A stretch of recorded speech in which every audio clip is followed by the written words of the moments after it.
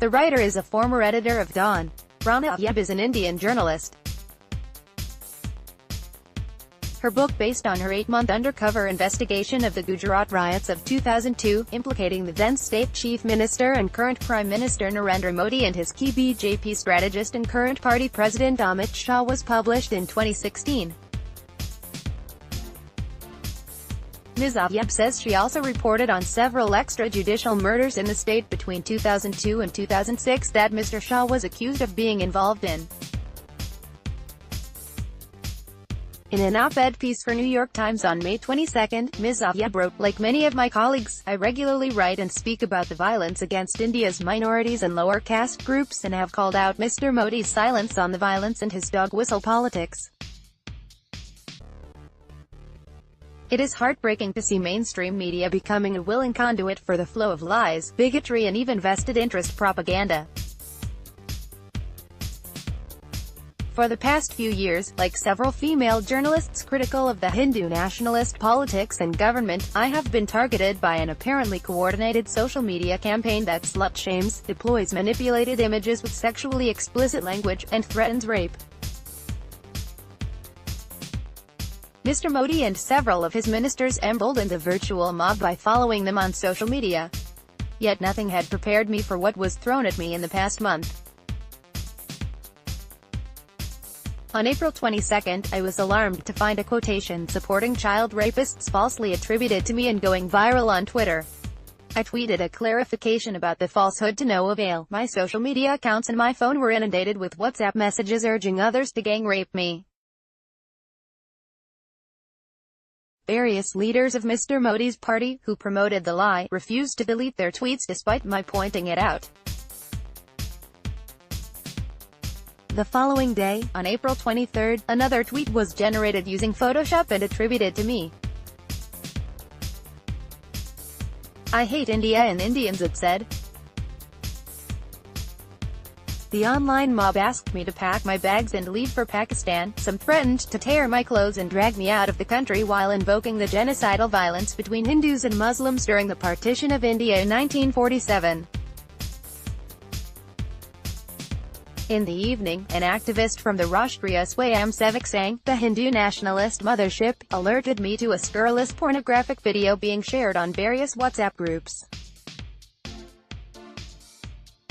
He had received it from a group with many Bharatiya Janata Party members, a 2-minute, 20-second pornographic video with my face morphed onto another woman. Despite our political differences, he was upset at this new low. He urged me to take legal action to keep it from spreading further. A minute later, he shared the video with me. I was with a friend in a cafe in New Delhi. I saw the first 2 frames and froze. I wanted to vomit and fought tears. Quote. A tech forensics expert told Ms. Ayyub the video was fake. I have no way of finding out who produced the video. What I do know is this: most of the Twitter handles and Facebook accounts that posted the pornographic video and screenshots identify themselves as fans of Mr. Modi and his party, and argue for turning India into a Hindu Rashtra, a country for Hindus only, where religious minorities have almost no rights. I reported several of those accounts to the police. As I collected myself, I thought of Gauri Lankesh, the editor and outspoken critic of Hindu nationalists, who was murdered outside her home in Bangalore last September. She had published my book in the Kannada language. I sought the indulgence of my editors for quoting at such length from Mr. Ayyub's piece, detailing her harrowing experience, as it exemplified the extent ultranationalists, the self-proclaimed patriots, are willing to go to suppress dissent. When I tweeted her piece, there came a spate of responses from India-based Twitter handles slamming Ms. Ayyub as a fake news reporter, and one accusing her of seeking Pakistan's help to spread her lies. As a journalist, I will stand by Rana Ayyub and all other journalists who fight for free speech and strive to expose bigotry and excesses in the name of faith or country or whatever the supposed cause. But I must say I have never had the privilege of meeting her or even communicating with her. My one tweet on her NYT story made the sad souls, who can't live their lives without pigeon-holing people in issues, jump to conclusions as far from the truth as their own utterly mistaken brand of nationalism, patriotism. Not one for sweeping generalizations. One tries and keeps silent when people make their, "oh, we are the same people, so similar in every way," observations. But I would agree that the self-appointed guardians of faith and ultra-nationalists are united by their intolerance, bigotry and self-righteous disregard for individual liberty and freedoms wherever they are. I am not sure if we are all the same. However, it is a certainty, they are all the same whether they are in India, the United States or closer to home in Pakistan.